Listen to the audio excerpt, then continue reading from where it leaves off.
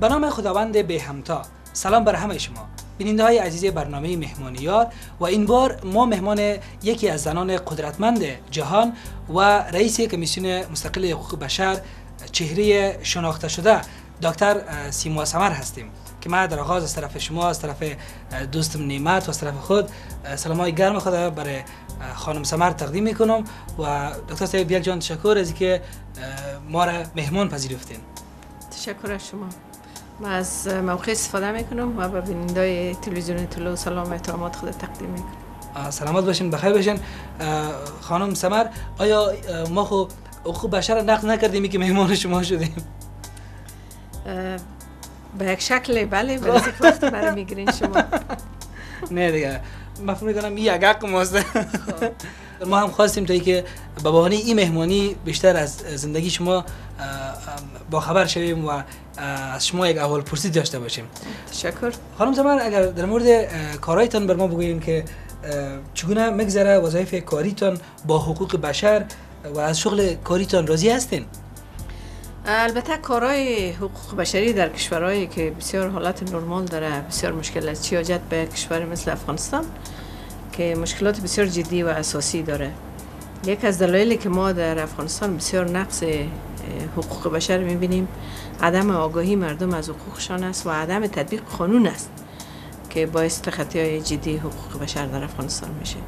و شما میبینید در این کشور دیگه مشکلات فوق العاده زیاد است و هر روزم واقعا حقوق مردم از هر نگاه نقص میشه. واژه حقوق بشر بر مردم افغانستان یک واژه نو است. آیا بشر از اون چیزی که ما فکر میکنیم از اون بیشتر حق داره؟ من نمیفهم شما چقدر فکر میکنین در این رابطه، ولی میخوایم بگویم که ما همه قدر فکر میکنیم که نه والا اینی حقوق همسایه است، اینی حق پدر است، اینی حق مادر است، اینی حق برادر است و اینی حق یک هموطن ماست. بیشتر از اوست. به خاطر از اینکه به عنوان یک انسان بعضی حقوقایی که بعضی حقا که حقای خدادادی است که عبارت از حق حیات است، مثلا حق آزادی است که آزادی رو خداوند به ما داده، هیچ کس نمیتونه او رو بگیره از ما. یا مثلا حق حیات، زندگی رو خداوند بر ما حیات میده، کس دیگه حق نداره حق حیات ما رو بگیره، به استثنای از این که واقعا در قانون همون کشور به صورت مشخص قید شده باشه. ولی من فکر میکنم مردم افغانستان با وجود که بسیار آگاهی از اصول یا پرنسیپ هایی که در اعلامیه جهانی حقوق بشر آمده و یا در کنوانسیون های دیگه حقوق بشری آمده اگه خبرم نداشته باشه، ولی به یک عنوان یک انسان حق آزادی را به خوبی میفهمه، حق حیات به خوبی میفهمه، حق دسترسی به سرپناه و آب آشامیدنی و دسترسی به تعلیم، تربیه، به صحت، به عدالت، یک گپا مردم افغانستان میفهمه. ضرور نیست که او رو به کلمات معمول حقوق بشری شامل بسازه، ولی گپا رو خوب میفهمن. حق دسترسی به انکشاف، حالا شما وقتی با مردم محل افغانستان گپ میزنید، هر جایی که باشه، اگر ارزگان باشه، اگر دایکندی باشه، اگر پنجشیر باشه، اگر بدخشان باشه، همگی از حق دسترسی به تعلیم تربیت شکایت میکنن، از فقر اقتصادی شکایت میکنن. اینا چیزای بسیار عادی و نرمال است. راستی هم اجرای برنامه در این دنیا و بخصوص در افغانستان بسیار زیاد مهم است، بسیار زیاد ضروری است. در افغانستان که حتی اقتدار امی بشر برابر یک پشه ارزش نمیتن.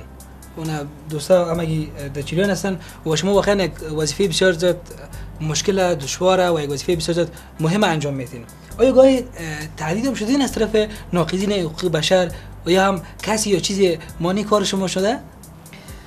تهدید صورت گرفته که ما البته تن به تهدید ندادیم، برای اینکه کارهای حقوق بشری ضرورت داره به قربانی دادن، به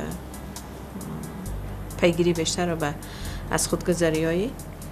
اما ما تسلیم نشدیم که تهدید مانع کار ما شده باشه. تهدیدهای جدی هم بوده در سالهای اول و اینا. در سالهای بعدی هم شما در جریان هستیم که علیه ما تظاهرات شده، علیه ما گپ زده میشه.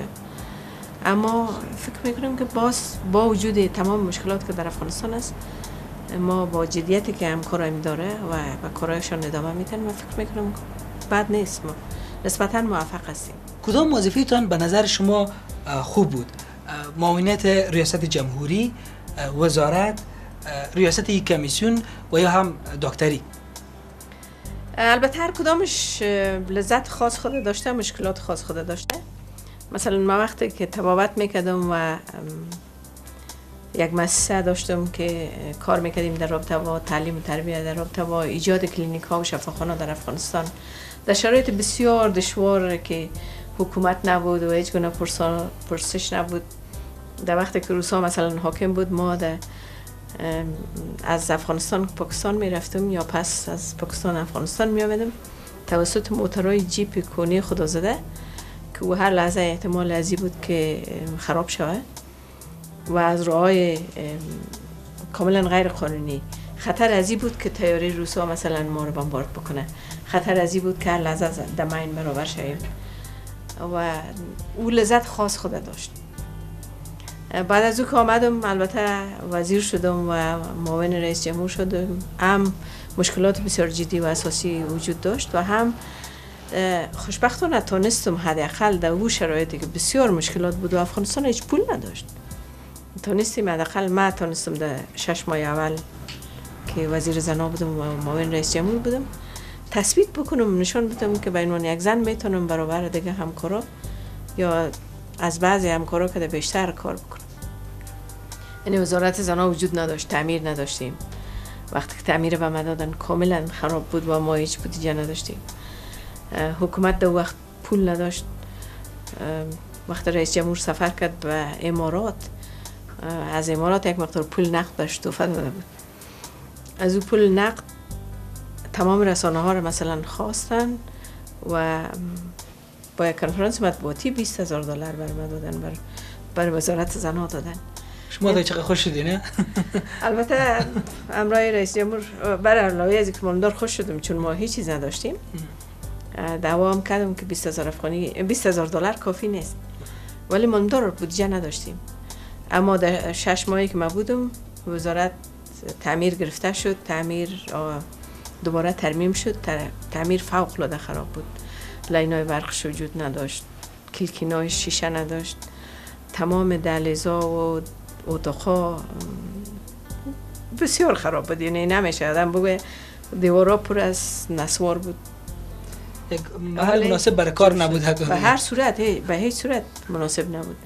یعنی او تعمیر ساخته شد و ما هیچ میز چوکی نداشتیم. وزارت میز چوکی پیدا کرد، تمام پرسنل کامپیوتر پیدا کرد، پرسنل مقرر شد، استراتژی برش ساخته شد. یعنی کارهای صورت گرفت. بالاخره کدام ترجیح دادیم؟ ولی ما کمیسیون مستقل حقوق بشر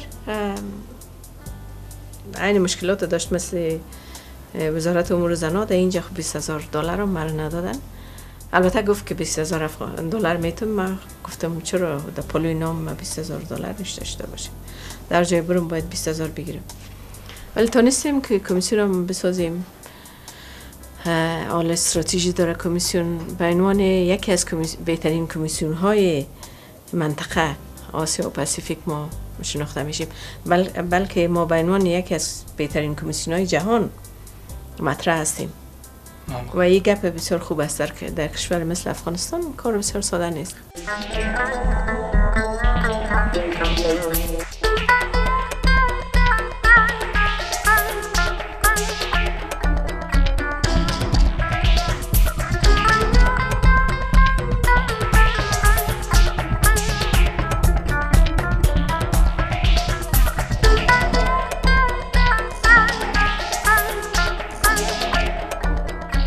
عزیز، شما بیننده برنامه مهمانیار از تلویزیون طلوع هستین و این بار ما مهمان یکی از زنان قدرتمند جهان و رئیس کمیسیون مستقل حقوق بشر چهره شناخته شده دکتر صاحب سیما سمر هستیم. آمدیم با دکتر صاحب داخل منزلشان و نامخدا دکتر صاحب چی یک ذوق مقبول داریم، چی خوب یک خانه مقبوله با دیکور دیزاین بسیار زیاد مقبول. تشکر. فکر نمی‌کنم بسیار مقبول باشه ولی خوب است. ذوق شما خواه است من دامی. بله. واقعا بسیار مقبول است. دوستا حتما پسان به شما نشان میدیم. دکتر صاحب سیما سمر میگن زمان شما خود نیز بر ضد جنگ کردین و شنیدیم که شما در سنگر هم بودین. آیا همونطور است؟ در سنگر نبودم ولی ما در سال 61 در شفاخانه وزیر اکبر خان یک 4 ماه دکتر بودم کار کردم. باز از اینجا رخصت گرفتم رفتم در جمهوری که منطقه آزاد شده بود.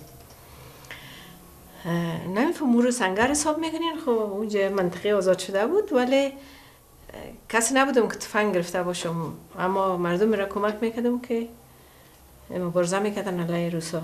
خودمو جمع بودم، یعنی از مخالفین تجاوز روسا و از مخالفین حکومت خلقی و پرچم یافتم. همین جنگ هم خودگر خم از بین برده نمیشه دیگه که تا که بسیط جنگ کسی جنگ هم نکنه دکتر صاحب دیگه. بله متاسفانه مشکل همی است که البته جنگ تقسیم میکنن جنگ عادلانه و غیر عادلانه، ولی به نظر من در جنگ هیچ کس برنده نیست. با وجودی که روسا مثلا از افغانستان برآمد، اما تلفاتی که ما دادیم، قربانیایی که مردم افغانستان داد، خرابیایی که افغانستان متحمل شد بسیار بزرگ است. یعنی عملا برنده جنگ نبودیم، نتیجهش تا امروز ادامه داره. دکتر صاحب شما وقتی که نامتون در لیست 100 زن قدرتمند جهان آمد چی احساسی داشتین؟ آیا احساس واقعی یک قدرتمند؟ البته بسیار احساس خاص بر من نداد، چون من از این لقبا و یعنی شناخته شده کارم تقدیر شده از طرف دیگرها. ایام جز چیزایی بود که البته احساس کردم که حداقل کار مرا مردم تشخیص میکنه یا تقدیر میکنه، ولی تو احساس قدرتمندی خاص نکردم، چون میفهم قدرتم چقدر است. و دکتر صاحب راستی هم دیده میشه نام خدا که تقدیرنامه و لوحهای سپاس یا بسیار زیاد به دست آوردین. چون 4 طرف دفترتون هرجم که میدیدیم که به چشم ما میخورد و اینجا در خانه زن ماموتر است. شاید یاره که جمع بکنین بسیار زیاد شود، یک بوجی شود. بله از بوجی فکر میکنم زیادتر است. البته اولین جایزه رو که من گرفتم در سال 1994 بود که از فیلیپین گرفتم. او یک حالت بسیار جالب بر من داشت، به دلیل از اینکه بسیاری مردم در فیلیپین نمیفهمیدن افغانستان در کجاست. میگفتین در قلب آسیاست؟ ماندار گفتم که در آسیاست. و جالبشی بود که کسای دیگه که در اونجا جایزه میگرفتن همگیشان سفارتخانه داشتن و همگیشان سفیرایشان و محترای سفارت اینا در اختیارش بود. یگانه کسی که نداشتیم کسی که بیایه بر علاوه این میزبانای ما مندار موتر و اسکورت و همه چیز داشتیم، یگانه کسی که سفارتخانه در اونجا نداشت و تقریبا تنها غیر مردم خود بودم ما بودم. افغان بیچاره. ولی در روز که ما را جایزه دادن باز یک کسی به نام آقای بها در بانک آسیایی کار میکرد. باز او آمد، من بسیار رخته من گرفته بود چون هیچ کس نیست و دیگر هر کس مردمش سفارتخانه داده بودش. بومریم دیگه دکتر صاحب، خدا کاش که وقت پی بودیم. باز آقای بها بسیار لطف کرد، ما رو میمان کردن و خانمشان بود. گفتم اگر اون نام نمی بود واقعا بسیار سخت بود. آدم احساس غربت میکنه فوق العاده زیاد. والا اون مردم هم نمیفهمه که افغانستان در کجا موقع داره، امی ما هم چندان نمیفهمیم که فیلیپین در کجاست. باید جغرافیا بخونیم.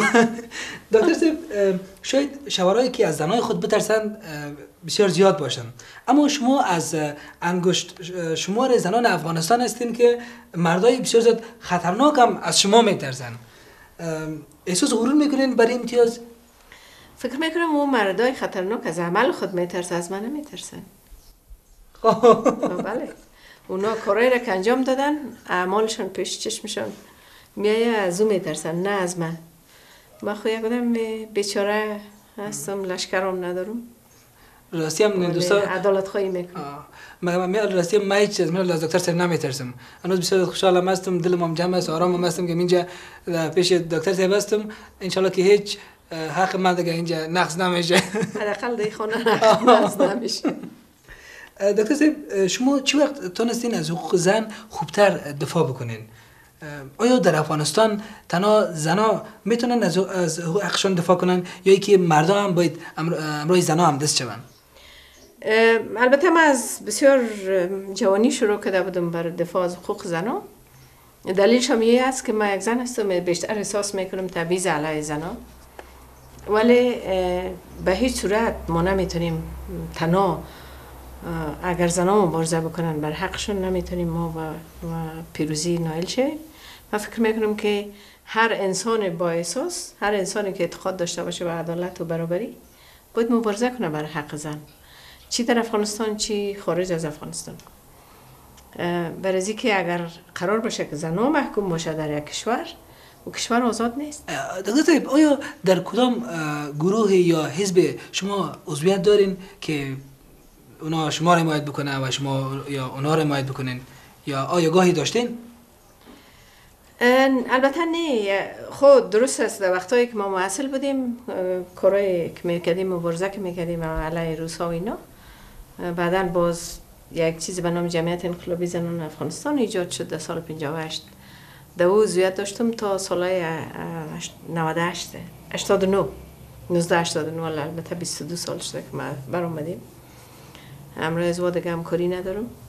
دلیلش هم این بوده که من خود چیزی که من میخوایم نیافتم. با گروه دیگه در گروه دیگه خاص وابسته نیستم و تا حالا که هر موقف را گرفتیم از توانمندی خودم بوده، یعنی تو نبوده که کدام گروه خاصی از من حمایت بکنه و پشتیبانی بکنه. طبیعی است افغانستان گروپی که یا کسایی که از ما پشتیبانی میکنه کسایی است که عدالت خواهی میکنه. اگر چرخ زمان برگرده و امکان انتخاب دوباره باشه، با وجود همه مشکلات هنوزم میخواین امی سیم و ثمر کنونی باشین؟ بله چون را انتخاب کردیم، تو نبوده کس مرا مجبور کرده باشه که من همی حالت قبول بکنم یا ادامه بدم. مثل هر که افغان دیگه میتونستم بیرون برم، پاسپورت دیگه کشور را داشته باشم، زندگی راحت تر داشته باشم، ولی خودم انتخاب کردم که باید باشم در افغانستان و دخیل باشم در کارهای افغانستان. در سالهای 88 اینا که وقتی من شروع کردم که شفاخانه بسازم و مکتب بسازم، فکر کنین که بر ساختن یک شفاخانه چقدر من زجر کشیدم، یا برای ساختن کلینیک ها یا مکاتب چقدر زجر کشیدیم، چقدر مرا دواندن، چقدر چور کردن. سامان وسایل شفاخانه که از درا دست سر کس افتاد میگرفت و در خود منطقه تونستن چور بکنن و بگیرن، ولی مقاومت کردم. با وجودی که همون کسایی که چور کردن شفاخانه را، وسایلش، سمتش، دوایش، همونا فامیلایشون همونجا تداوی میشه. دکتر صاحب اگر دوباره پس شما نمیخواستین که سیم و ثمر شوین، حتما یک کسی دیگه زود میخواست که سیم و ثمر شوه. ولی توقع دارم که نسل جدید یک تعداد بخواین که سیم و ثمر شون. البته نمیگم من بسیار مدل خوب و فوق العاده هستم، ولی در شرایط افغانستان خوب است اگر یک تعداد نسل جوان واقعا مقاومت بکنه. نمیگم تمام کارهای مرا پیروی بکنه یا ما برش مدل خوب باشم، ولی مقاومت کدام در مقابل بسیاری دشواری‌ها اگر می ادامه بدن ممکن است ما نسل بهترتر داشته باشیم.